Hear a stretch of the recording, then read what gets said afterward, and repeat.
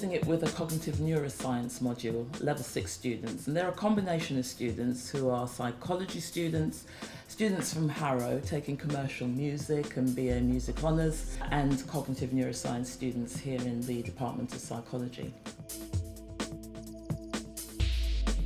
The way we use it is to canvass students' opinion right at the start of every seminar. The brilliant thing is when I walk into the class and every student is ready with their mobile device, engaged, ready to vote, and it's just a really dynamic environment. But primarily I found it to be fantastic in engaging students with the debating process right from the outset. I think it helps a lot of shyer students who don't usually always contribute in class voice their opinion a bit louder.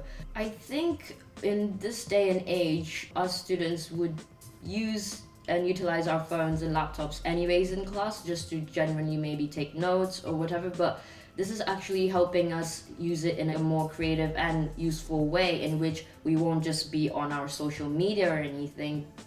I think allowing the whole idea of a phone and laptop in class is actually great because it promotes better learning and e-learning, like the way we're learning these days. We don't use pens and papers anymore.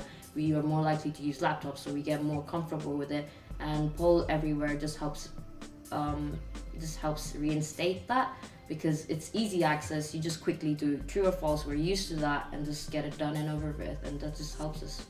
I definitely think Poll Everywhere has made a difference to the teaching in class because I feel like it's made the class more interactive.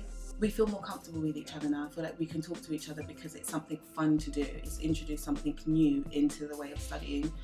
But because you can see it on the board, you kind of get a sense of everybody's opinions and how everybody else feels.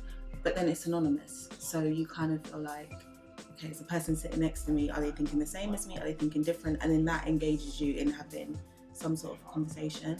I think it's really helpful. I think it's really good. It definitely gives us a better understanding of what the lecture's teaching. It's helpful and it's useful in terms of just making our lectures more fun and just making sure that people actually come in and feel like their opinions are being heard and their voices are being heard and they don't kind of get lost in the big classes that we're in sometimes.